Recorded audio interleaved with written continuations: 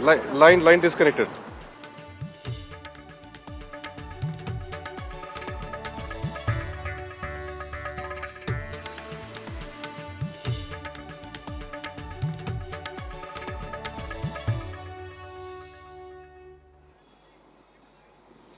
Hello and welcome. You're watching India Today South, the one-stop show where we bring you all news pertaining to politics, civic issues, governance, government, cinema, anything that is of interest to public from 1 to 1:30 p.m. every day. And I'm joined by my team of reporters from the South, Sagai Raj from Bengaluru, Pramod Madhav from Tamil Nadu, and we'll be joined by our other colleagues from southern part of India as well. Let me kickstart the bulletin from the top news that's coming in from Tamil Nadu. Chief Minister Vijay has decided to chair a meeting with his alliance partners. And the big takeaway from this meeting is that the left parties have conveyed to Vijay that they want to refrain from taking part in this Mahagathbandhan of sort alliance. Another important takeaway from this meeting is that most of these allies that we are talking about, the Congress, VCK, IUML, all of these parties were formerly with the DMK. But once the power center shifted to TVK, they all quit the alliance with DMK and have joined hands with the TVK. And today is the day when they will formally seal the alliance. So by today evening, we'll get to know what this alliance name will be called. What we are hearing from our sources is that it will be around secular values and social justice values. But the MDMK, which is the newest entry into the TVK fold, has decided to keep away from this meeting because its two sitting MLAs have refused to resign. So in today's crucial meeting, it's quite unlikely that MDMK might turn up, but the left parties have conveyed it to TVK's leadership that they'll not be taking part in this meeting. However, their support to the TVK government will still continue, but they'll just not be a part of TVK's alliance. Let's hear some reactions that's coming in from this big story. We need to understand that the Chief Minister, Mr. Vijay, has called for a meeting. Today the ministers are going to come and to invite us. Therefore, we are very clear that we are with open mind. We want the BJP and RSS to be stopped in Tamil Nadu. Therefore, we supported a government which, when Mr. Vijay wanted it, when he requested Rahul Gandhi ji for support. We are very clear that this government is a secular government.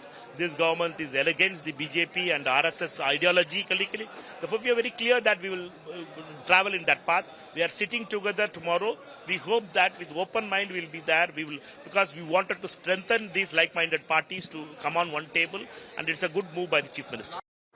Well, this is a very important development in the state of Tamil Nadu, considering now Tamil Nadu, that actually was a party that actually stood alone in the election, has now won. They have formed the government and they have an alliance without an alliance, which means there are parties within TVK right now. They have come together as friendly forces, and now Vijay, the Chief Minister, wants to give them a name. However, there's been a small issue over there as the left parties have not yet accepted the invite.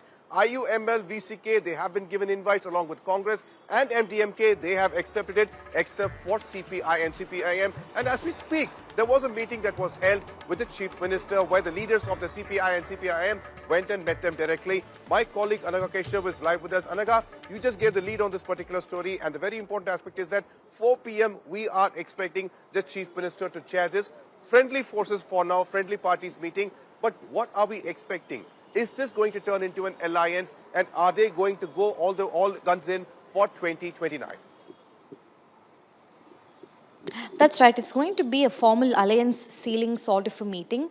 But MDMK still has its two sitting MLAs who have conveyed their disinterest to resign from their MLA position. So it's quite uncertain about MDMK's future at this point. But what we know is that they've quit the DMK alliance, and their next alliance with TVK is also quite likely to happen as conveyed by the party's leader Vaiko. But the point here is that the two MLAs of MDMK have conveyed that they don't want to resign.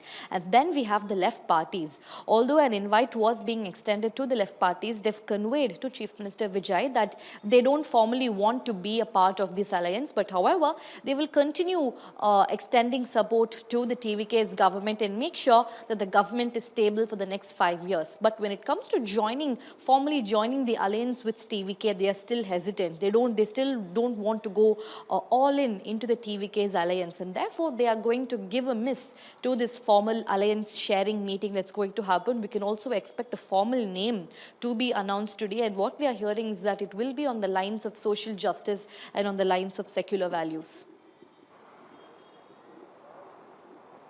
Surely is, Anaga. I request you to stay back. The important aspect, just like you mentioned, that all parties are supposed to come together so that TVK can prove a secular strong strength. Very clearly, Congress says that this is going to be a kind of alliance for secular social justice. Only problem is that until now, the DMK president M.K. Stalin says that elections might come in 3 months, 6 months, and he's asking his cadres to be ready 100%. So it looks like everything is still volatile and it needs to settle. Moving on, another important story from the state of Tamil Nadu, and this is about DMK taking offense of 2 people from the TVK team being a part of the cabinet meetings, and that is John Aurukisamy and another person called as Girish Reddy, who have been also appointed with kind of like special, they have actual designations in the Tamil Nadu government as special appointees and such, but still R.S. Bharati from DMK has gone ahead. He is the organization secretary of the party and filed a complaint claiming that they should not be a part of the cabinet meetings and cabinet decisions, which is against the official secrecy act and such. Very important questions are also being raised about same kind of people being during the TMK alliance, DMK rule as well. Certain people were part of it, and that is actually has been raised as a question by TVK. However, here's what R.S. Bharati said. Cabinet meeting is exclusively between the Chief Minister and the Cabinet. So many policy decisions will be taken in the Cabinet. So other than the members of the Cabinet, those who have taken oath on the Constitution of India and who has been sworn by the governor of the particular state, only have the locus standi to participate in the meetings. But whereas Vijay has invited 2 of his friends who have got nothing to do with Tamil Nadu, both of them are from Andhra Pradesh, and they are attending almost all the meetings, and they are dictating to the officials, which is not correct. It is against the rules and the Constitution of India. Therefore, we have lodged a complaint to the DGP to take appropriate action against the concerned people. Anaga Keshav is once again live with us. Anaga, before I come to you, there is one actual thing that we need to clarify, because during the rule of M.K. Stalin, his PA, even though the government officiated PAs were like 1, 2, 3 and 4 secretaries were there was another important person called as Dinesh. And then for the present leader of the opposition, that is within Stalin, there is another PA called as Senthil. Very importantly, now, even though TVK do not want to directly react to this particular issue, where DMK is raising the questions about appointment, be it Girish Reddy, be it John Aurukisamy, be it Venkat Narayana or any other person, the important question that is being raised by TVK team is that they all are considered as Andhra Pradesh or other Karnataka by DMK, while why not they are being taken as the Dravidian members of this particular area. So these are the questions that are being put forward by TVK. Does DMK have any response to this? Well, in fact, the DMK has not responded to their PAs when they were in power, the likes of Dinesh, the likes of Sendil being a part of these crucial meetings. But even if this question was raised, the DMK would say that at the end of the day, they belong to the state of Tamil Nadu and they are our advisors at the end of the day. But then the DMK's main point is that John Aurukisamy and Vishnu Reddy, they are not from Tamil Nadu, they hail from Andhra Pradesh. And still, why is it that they are a part of these crucial meetings? What is their role in the government? Why do they have their cabins right next to Chief Minister's cabin? Is there an official order to prove that they have been given a particular designation in this Tamil Nadu government? So these are the pertinent questions that DMK has put forward. Also very important to note that both these figures, John Aurukisamy and Vishnu Reddy, have been with Vijay even before the launch of Tamaraga Vetri Karagam. Vishnu Reddy has been a college friend of Vijay. They go back a long time. In fact, these two people are the main political advisors figures for Vijay, advising him politically, because when Vijay was a newbie to politics, he really needed some support, some political advice to be given. And these two figures, John Arokyasamy and Vishnu Reddy, advised Vijay. They planned out his strategy, his tours, his election management, every single thing. They were the ones who brainstormed it all. And therefore, now the TVK has come to power, they still want to continue taking on the service of John Arokyasamy and Vishnu Reddy, and therefore they are a part of the crucial cabinet meetings and confidential governance matters. So therefore DMK has raised this issue and has filed a complaint with the DGP under Section 5 of the Office of Secrets Act, condemning the role of these two figures in crucial government meetings. Thank you, Naga. I wish to stay back, but only TVK, in a response, our sources from TVK very clearly calls this as hypocrisy, claiming that be Vishnu Reddy, be John Arokyasamy, or be anyone from Karnataka, Andhra or something, they all come under the Dravidian umbrella, and why is that DMK is opposing it? This seems to be the response from our sources within TVK, but still, they do not want to make it a big deal, so that's the reason. As John Arokyasamy and Vishnu Reddy already have been appointed under the government of Tamil Nadu, they do not want to respond to so far, but it looks like DMK wants to definitely take it up forward. Moving on, we have a breaking.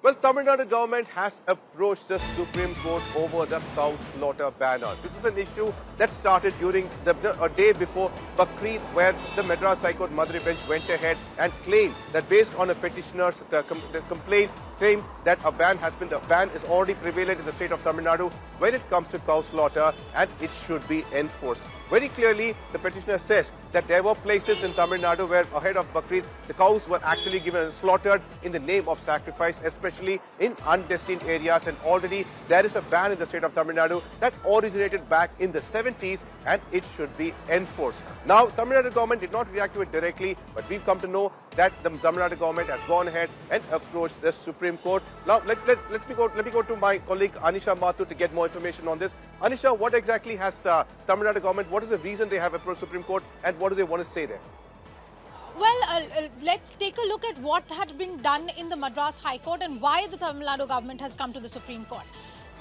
Under the law, under the rules as they exist, the Animal Preservation Act of Tamil Nadu, cow slaughter is banned except under specific criteria. If a cattle is over 10 years old, is not suitable for breeding, or is sick, then they can be slaughtered even under the Act. However, the 27th May order of the two judges bench of the High Court imposed what is effectively a complete ban on cow slaughter everywhere in Tamil Nadu, and which is why the Tamil Nadu government has now come to the Supreme Court saying two things effectively. One, that the High Court went beyond the petition that had come to it, and two, that the High Court went outside of the purview of the law itself, because the law itself allows for regulation and not a complete prohibition of cattle slaughter in the state. In fact, remember, as you just mentioned, the petition, the PIL had gone to the Madras High Court ahead of Bakrid with regards to public slaughter of animals, particularly cows and calves. The High Court, however, imposed a complete ban, and that is why the government has now come saying that this is going to affect industry, this is going to affect leather, this is going to affect the animal husbandry industry as well, because if you impose a complete ban, then even those who are managing the cattle will not be able to manage them, because they will not be able to slaughter them once they age out. Back to you. Yes, Anisha. Thank you, Anisha. The important aspect here is that this has become a talking point in the state of Tamil Nadu, and here's what BJP and DMK had to say about this issue. Tamil Nadu government has moved the Supreme Court against the cow slaughter order that was passed by the Madras High Court. What's the DMK stance on? I don't know. See, we have no stand on that. It is for the court to decide, because they are going on the basis of a former direction by the court. Let us wait and see. And secondly, the Tamil Nadu government has granted an extension for the IREL mining. This is something that the TVK party had passed a resolution against before when they were in power. And now they have given a go-ahead for the same project. What's the DMK's take on that? Kanimuri ma'am has opposed this project. Yeah, it has to be objected, because whatever they have said earlier, they are violating their own promises and their own stand. That is with TVK. They are doing it under pressure from somebody else. What can we do? They have no control over this governance or anything. The Honorable Madras High Court's order was very, very clear, citing the 1976 GO. So I think it prohibits cow slaughter or calves and cows in public places, and it has to be done only in the designated places. So I think the order is very, very clear. But in order to please the minorities, this is nothing but appeasement of minorities, because what we have seen is that the Tamil Nadu government goes on an appeal against the Madras High Court's judgment on Thiruparangundram, which definitely affects the sentiments and the faiths of the Hindus. This government is trying to please the minorities by unnecessarily going to the Supreme Court, because the Honorable High Court's order is very, very clear. Anagha is once again live with us. Anagha, I understand that BJP is calling this nothing but an act of appeasement of the minorities. But when we spoke to animal husbandry experts and such, they very clearly state that in 1976, such a ban was brought in the state of Tamil Nadu in favor to support a white revolution and about extending or expanding the milking, cow milk and those kind of based kind of like factories and such in the state of Tamil Nadu, milk products and such, and that is the reason such a kind of ban was brought in. But right now Tamil Nadu government says that the Madras High Court has gone a little far ahead with this complete ban, which is going to affect the industry. Has TVK reacted to this particular case, or do you have any more information on this? Well, in fact, the TVK has moved to the Supreme Court against the Madras High Court's order. This is also a very sensitive issue because it also involves a moral policing angle, number one, and number two, also it has religious colors to it. And therefore, the matter is now sub judice, and it's also quite a sensitive matter. The DMK says that this matter at the end of the day is between the state and the Supreme Court, and they should be the ones to take care of it. Even some while back when on the day of Bakrid, the Madras High Court had passed this order saying no to cow slaughter in public in the entire state of Tamil Nadu, and therefore the DMK also seemed irked about this blanket ban on slaughter of cows, and therefore opposing this, the Tamil Nadu government has moved to the Supreme Court to overturn the order that was passed by the Madras High Court.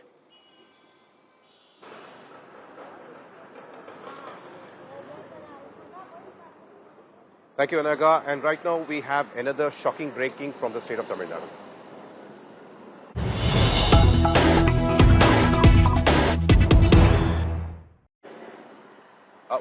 Here's an unfortunate story of a couple's death from the state of Tamil Nadu, that is from Mangaluru district. We are still yet to get more information on this matter, but what we come to know right now is that a couple, a 19-year-old youth and a 16-year-old girl, were found hanging inside a shed, and it's been reported for now a case of unnatural death has been taken over this particular matter.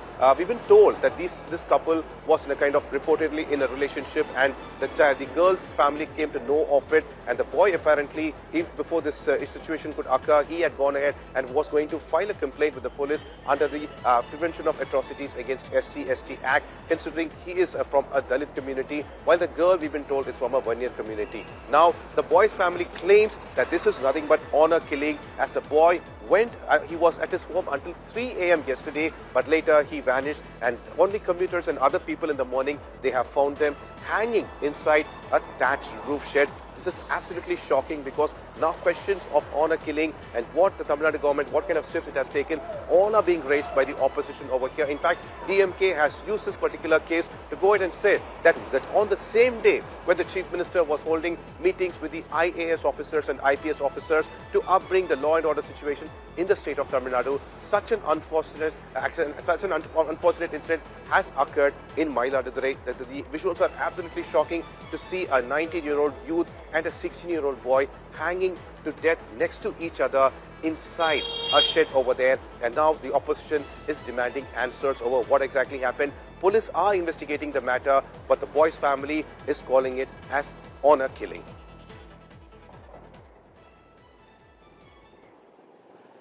And for more stories from the state of Karnataka, let's go to Nagarjun Dwaraknath.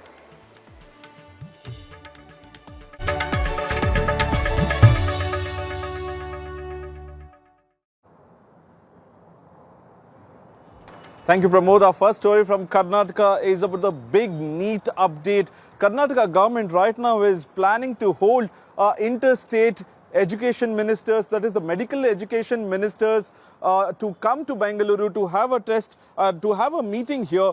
This is the crucial NEET exam. Once again in the eye of the storm right now, the Karnataka government is set to convene a meeting of medical education minister from all the states in July or August to discuss the future of the NEET.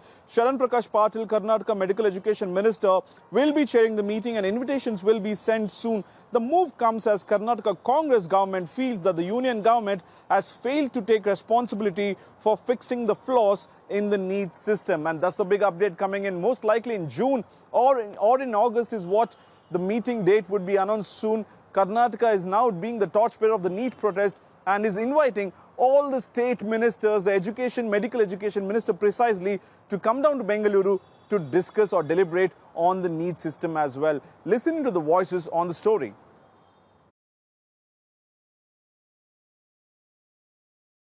Sir, the government is planning to hold a meeting of all medical education ministers soon to deliberate on NEET.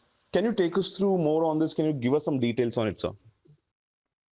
You see, since last 4-5 years, there has been a lot of discrepancies in NEET.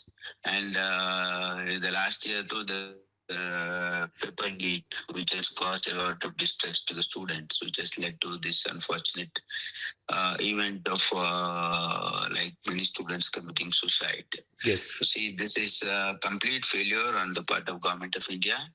And time and again, they demonstrated that they are willing to hold exam because in the last 4-5 years, there is some or other sort of confusion which has been created among the minds of the people, students.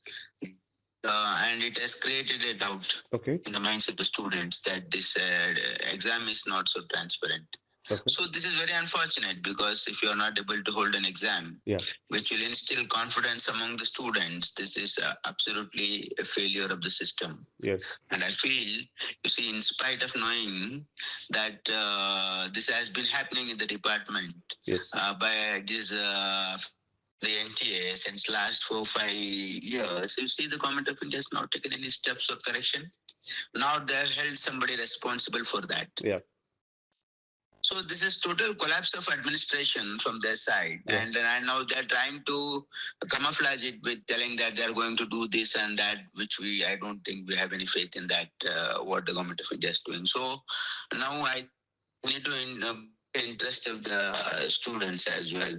So in this regard, I'm planning to hold a meeting of all the medical education ministers in Bangalore, or we need to decide on the venue, and to just deliberate on what are the opinions of the various state.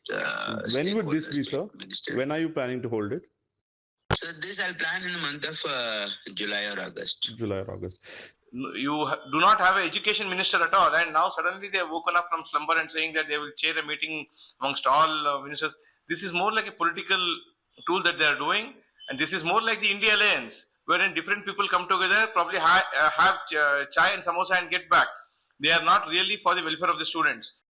Sagai Raj is joining me live on this. Sagai, the Karnataka government right now is planning to invite all the medical education ministers to come in July or August to chair a meeting to discuss the deliberations on NEET. What is the BJP take on it? Isn't this going to be another friction point between the union government and the state government? Absolutely, and this is not the first time the Karnataka government is organizing this kind of meeting. If you notice that previously, even the Karnataka government had organized a similar kind of meeting where they have called southern state for various issues, various differences with the central government, and this time it is a NEET. And if you notice that of late, the NEET has made national headlines, and the ministers as well as the Congress government claims that there is no accountability, nobody is fixing the NEET paper leak. Close to 89 times it has been leaked across the country, and students are affected, and the government is not taking any kind of action when it comes to this particular leak which is happening. No head rolling around for this particular issue. So rightly they have called for a meeting where they will discuss. So we need to wait and watch what will be the outcome of the meeting, how they're going to take this forward, whether they will send a representation to the central government, or there will be any kind of unanimous decision which will be taken in this particular meeting.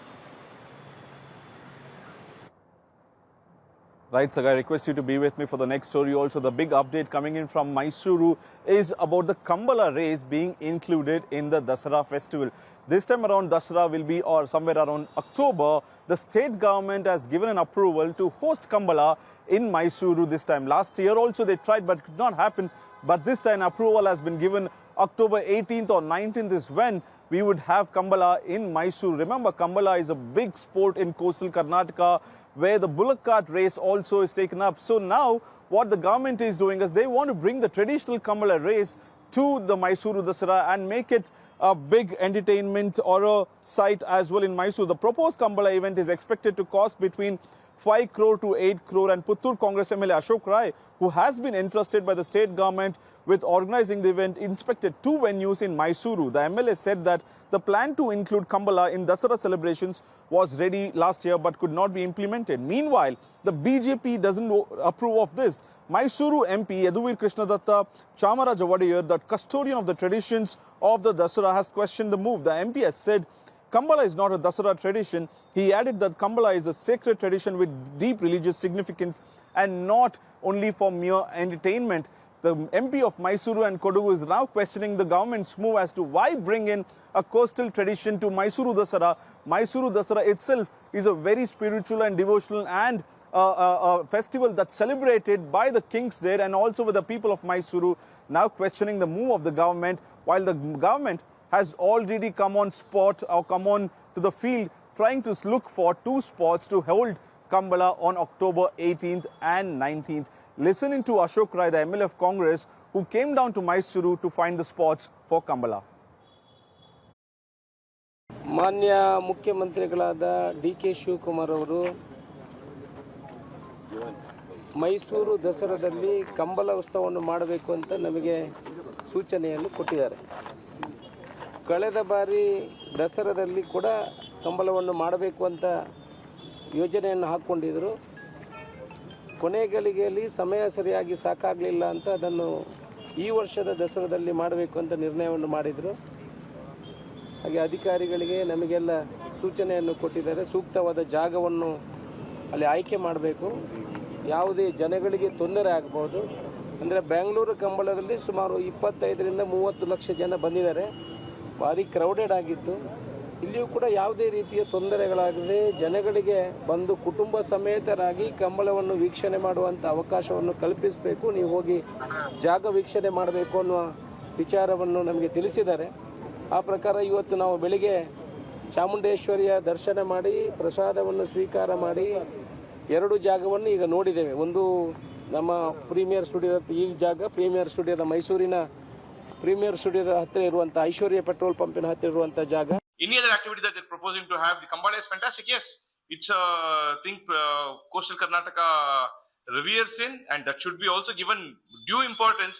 But whether they should be done together or not, it should be left to the wisdom of the people who are doing it. Because Mysuru Dasara, you do it in that Navaratri period and in a earmarked time frame. So therefore, I don't think Congress should try to play games with the sentiments of the people. They should respect the sentiments of the people and ensure that all festivities concerning Kambala and Dasara are given due importance and carried out so that people can enjoy the best of both the festivals. Sagai Raj continues to be live with me on this. Sagai, in fact, the point of contention is, should Kambala be a part of Mysuru Dasara or not?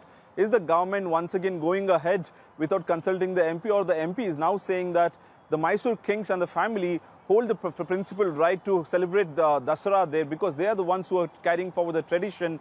What's the take of the government right now? See, the Congress leaders and Congress MLAs are raising the question that there are many traditions which was not followed during the ancient time when they celebrated Dasara. For an example, there was no laser show, there was no musical show, and there is also youth Dasara which has been celebrated. There is also fashion show which has been conducted. But the Kambala, which has been a race, a cattle race which has been celebrated, it has been a tradition in Mangaluru, which is also part of Karnataka.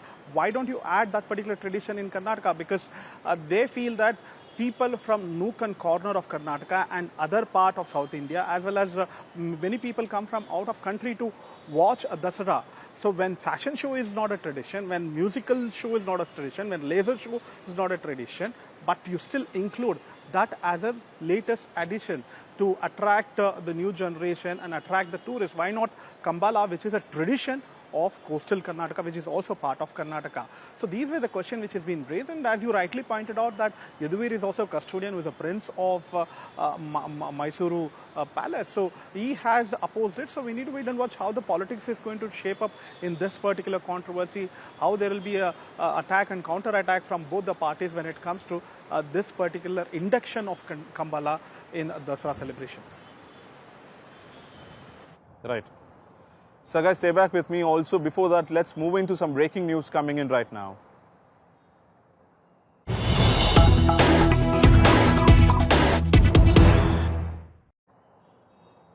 Communal tension in Haveri district in a village where specifically two communities almost came into an argument and almost had a case lodged against them. Also a clash between two communities during a Hindu festival celebrations, and this violence broke out, or the tension gripped in Haveri district in a village after a clash broke out between the two groups during the Hindu festival celebrations. The violence allegedly began when Hindu youths were bursting crackers to drive a bull during the traditional event near the mosque. Some members of the Muslim community reportedly objected, asking the youths to stop the bull and tie it up, leading to a heated argument. The police have registered an FIR and taken cognizance of the issue also. Both the community members, we are told that they have been picked up by the police for further questioning, and the case is carrying on further. Before that, let's listen to the Haveri SP, what she had to say. ಇನ್ನೂ FIR ಆಗಿಲ್ಲ. ಈ ಘಟನೆ ಕುರಿತು ನಾವು ಈಗಾಗಲೇ ಸ್ಥಳಕ್ಕೆ ಭೇಟಿನೂ ನೀಡಿದ್ದೀವಿ. ಗ್ರಾಮದಲ್ಲಿ ಯಾವುದೇ ಇದು ಶಾಂತ ರೀತಿಯಿಂದ ಇದೆ. ಎರಡೂ ಕಡೆ ಮುಖಂಡರಿಗೆ ಮತ್ತು ಲೀಡರ್ಸ್ಗೆಲ್ಲ ಮಾತಾಡಿದ್ದೀವಿ. ಅಲ್ಲಿ ಏನೂ ಸಮಸ್ಯೆ ಇಲ್ಲ. ಯಾರು ಈ ಥರ ವೈಯಕ್ತಿಕ ಇದಕ್ಕೆ ಜಗಳಾಡಿದ್ದಾರೆ ಅವ್ರ ಮೇಲೆ ಈಗ ಕಾನೂನು ಕ್ರಮ ಜರುಗಿಸಲಾಗ್ತದೆ. ನಾನು ಆವಾಗಲೇ ಹೇಳಿದಂಗೆ ಎರಡೂ ಕಡೆ ಲೀಡರ್ಸಿಗೂ ಮಾತಾಡಿದ್ದೀನಿ. ಅಲ್ಲಿ ಯಾರೂ ಇವ್ರಿಗೆ ಜಗಳಾಡಿದವ್ರಿಗೆ ಯಾರೂ ಸಪೋರ್ಟ್ ಮಾಡ್ತಾ ಇಲ್ಲ. ಮತ್ತು ಶಾಂತ ರೀತಿಯಿಂದ ಇದೆ. ಏನು ಸಿಚುವೇಶನ್, ಏನು ನಿಷೇಧಾಜ್ಞೆ ಹಾಕುವಂಥ ಪರಿಸ್ಥಿತಿ ಏನೂ ಇಲ್ಲ ಅಲ್ಲಿ. ಬಟ್ ನಾವು ಬಂದೋಬಸ್ತ್ ಹಾಕ್ಕೊಂಡಿದ್ದೀವಿ. ಇಲ್ಲಿ ಒಂದು ವಾತಾವರಣ ಹಾಳು ಮಾಡ್ತಕ್ಕಂಥ, ಹಿಂದೂಗಳನ್ನು ಬೆದರಿಸ್ತಕ್ಕಂಥ ಒಂದು ಷಡ್ಯಂತ್ರ ಕುತಂತ್ರ ನಡೀತಾ ಇದೆ. ಪೊಲೀಸರು ಕೂಡ ಆಡಳಿತ ಪಕ್ಷದ ಕೈಬೊಂಬೆ ಆಗಿ ಇವತ್ತು ವರ್ತಿಸ್ತಾ ಇದ್ದಾರೆ.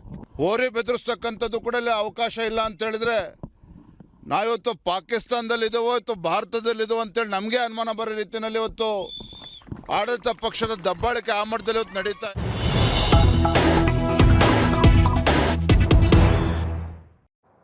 More breaking news coming in from Bengaluru right now.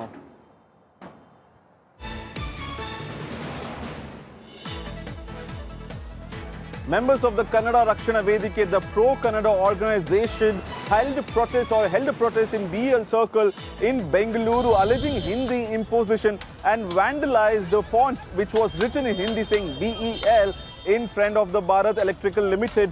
Here in Bengaluru, the activists vandalized the Hindi signboards installed by the Bharat Electronics Limited, a central government undertaking, claiming that they violated Karnataka's linguistic identity. The visuals that you see on a screen right now, you can see the activists protesting by vandalizing the Hindi signboard. Here the prestigious BEL Circle, where Bengalurians are knowing of BEL Circle as well. That's when the protest erupted. When they saw the Hindi signboard, the vandalization happened by Karnataka Rakshana Vedike activists as well. Sagai Raj is joining me live on this. Sagai, has the police taken cognizance of this and have they registered any case against the pro-Kannada activists? And the police have taken the cognizance of this particular protest which took place near BEL Circle, and they had dispersed the crowd. And yes, as a part of the protest and the part of a protocol, the police have registered a case. And if you notice that this is not the first time the Karnataka Rakshana Vedike had protested. This time it was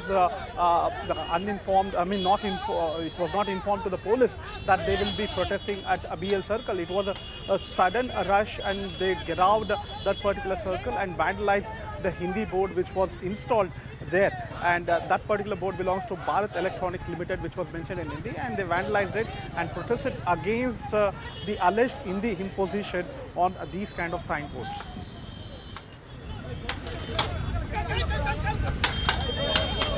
Right, Sagai, thank you so much for joining me on this. Request you to stay on for the next story. Also, in fact, a tragic event is reported from the coastal town of Mangaluru. A landslide was triggered by heavy rains and also struck a tile roof house in the Nagori area of Karnataka's Mangaluru. The coastal town is now seeing heavy rainfall. The Mangaluru city is now seeing heavy rainfall. Dramatic rescue of a girl who is caught on cam right now, and 6 people were trapped under the debris. Rescue teams pulled out 3 survivors at least, and 1 man and 2 girls who were then shifted to the hospital for treatment. The bodies of 1 woman and 2 girls were later recovered from the rubble. Rescue operations now have been officially completed, is what we are told. Coastal Karnataka is now seeing rainfall over the last 48 hours, and now we are seeing the after effects. A small house, because of a landslide, has collapsed now, and people were stuck under the rubble or debris, now being moved to the local hospital by the district authorities. There is what we are picking up from Mangaluru.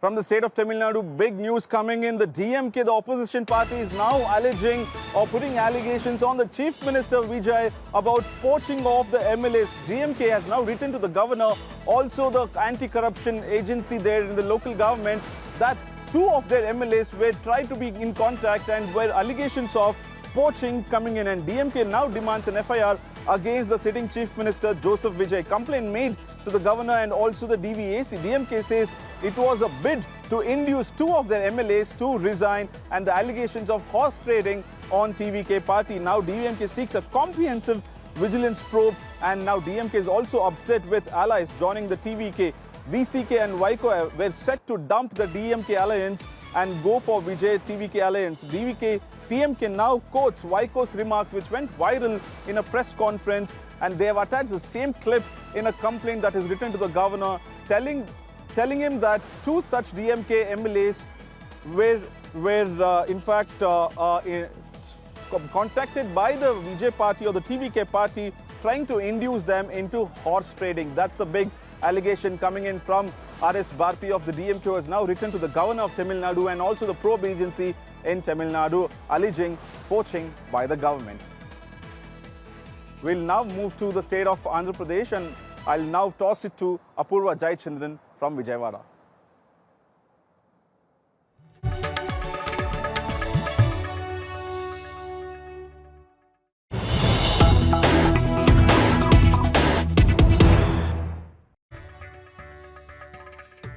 Well, in Vijayawada, it's a war of words that are currently underway here. This time, it is none other than former Chief Minister of Andhra Pradesh, Y.S. Jagannath Reddy.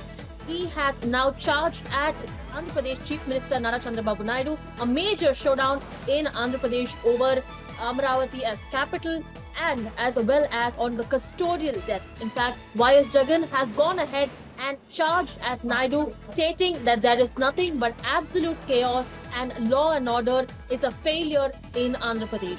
Listen in to what Y.S. Jagan has said. మరి రాష్ట్రంలో వ్యవస్థలు కుప్పకూలిపోయాయి అని చెప్పడానికి ఇవన్నీ నిదర్శనాలు కావా?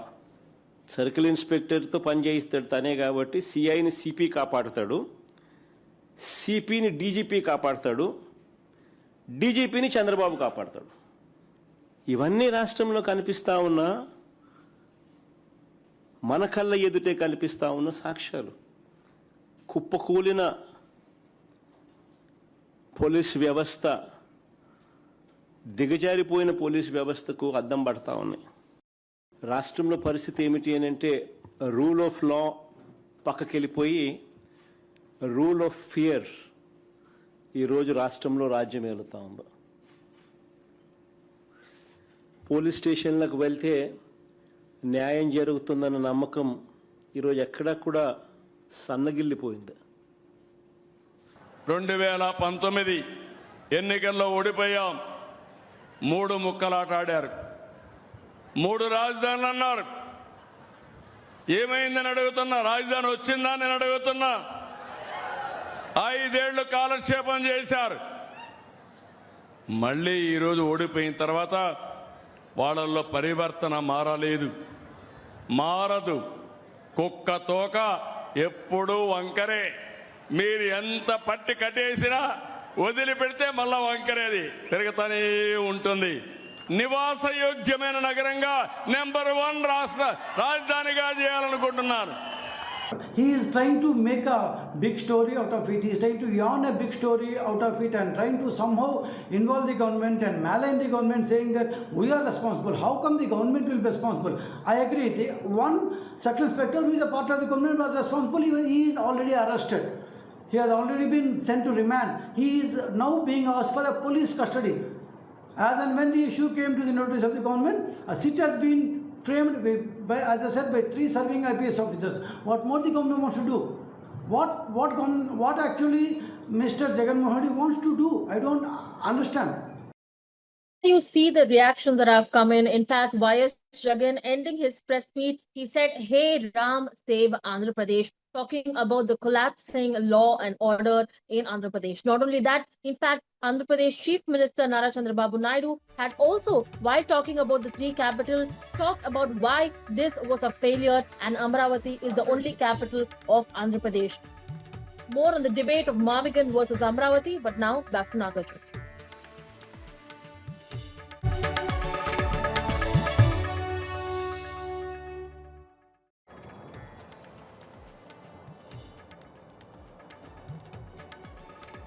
It's a big statement war in Telangana. Chief Minister Revant Reddy versus BJP National President Nitin Nabin, where both of the leaders have hit out at each other on the prospects of the 2028 state assembly elections.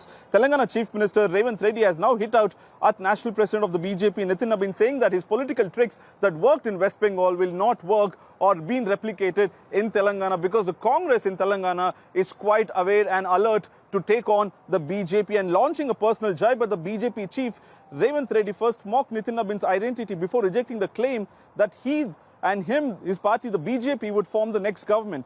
Dismissing Nitin Nabin's confidence, Reddy asserted that the Congress was prepared to counter all the tactics of the BJP in Telangana. Revant's jibe comes hours after Nitin Nabin's announcement that the BJP would launch a statewide agitation or a protest against the Congress government, and expressed confidence that the BJP would come to power in Telangana in 2028. The BJP National President also alleged that Revant Reddy's government was looting Telangana and becoming a ATM Sarkara back in Telangana. And that's the big statement coming in. Both the tall leaders of Telangana, BJP's National President Nitin Nabin in Hyderabad and Telangana making a statement. Revant Reddy then later hitting back and making jibe or taking a jibe at National President Nitin Nabin. Listening to both these statements coming in from Hyderabad. निश्चित रूप से तेलंगाना में भाजपा की अपनी सरकार बनेगी और उसकी शुरुआत ये लोकल बॉडी से चुनाव से होगी। सर असद कह रहे किसी से भी गठबंधन करेंगे उत्तर प्रदेश में। असदुद्दीन वैसी कह रहे किसी से भी गठबंधन करेंगे बीजेपी को हराने के लिए। उनको शुभकामना। నిన్న మన ఒక ఆయన వచ్చిండు నవీనో నమోనాను ఆయన పేరు ఏందో నాకైతే మొత్తం తెలియదు కానీ ఆయన వచ్చి చెప్తుండు వచ్చేది మాదే అని. ఏంది వచ్చేది మీది పన్లీగులో పట్టించాలి. వెస్ట్ బెంగాల్ వచ్చింది వస్తాను, వెస్ట్ బెంగాల్ 15 ఏళ్ళు పట్టింది, తెలంగాణలో కూడా గదే గతి అవుతుంది మీకు. ఆడేనో మమతా బెనర్జీ గారు కాబట్టి మీ పప్పులు ఉడికినాయి. ఈడ మా వాళ్ళు అందరు ఉన్నారు, ఈయనే ఉన్నారు దంచుతారు. As we speak, BJP Member of Parliament Sambit Patra is now holding a press conference and speaking about the same issue. Listen in. Best to crush the Bharatiya Janata Party, but the people of India have a crush for BJP. आप सोच रहे होंगे कि आप crush कर देंगे, मगर जनता जनार्दन हमसे प्यार करती है. वो अंग्रेजी में है ना, I have a crush for you. तो जनता का क्रश बीजेपी के साथ है, आकर्षण बीजेपी के साथ है. आप कुछ नहीं कर सकते हैं. और अंततोगत्वा क्यों नितिन नबीन जी ने कहा कि 2028 में भारतीय जनता पार्टी ही तेलंगाना में आएगी, क्योंकि जो आपने वायदा तेलंगाना की जनता से किया था वो फुलफिल नहीं किया। आपने कहा था अनएम्प्लॉयमेंट अलाउंस देंगे 4,000 रुपए प्रति माह प्रति युवक को तेलंगाना में। दिया क्या? नहीं दिया। जब आपसे पूछा गया क्यों नहीं दिया, आपने कहा पैसे नहीं है। आपने कहा था रायतू भरोसा, रायतू मतलब फार्मर्स, मतलब किसान, उनका भरोसा जीतेंगे, लोन वेवर होगा, इन्वेस्टमेंट उनको देंगे, एमएसपी बढ़ाएंगे। किया क्या? नहीं किया। In fact, that was BJP Member of Parliament Sambit Patra hitting back at Telangana Chief Minister Revant Reddy about what his promises were and what he has executed over the last 2 years in the state of Telangana. With that, we come to the end of today's episode of today's show of So South, and we'll see you once again at 1 p.m. tomorrow with a lot more news from the 6 states of southern India, and we'll get back to you at 1 p.m. tomorrow. Until then, keep watching India Today.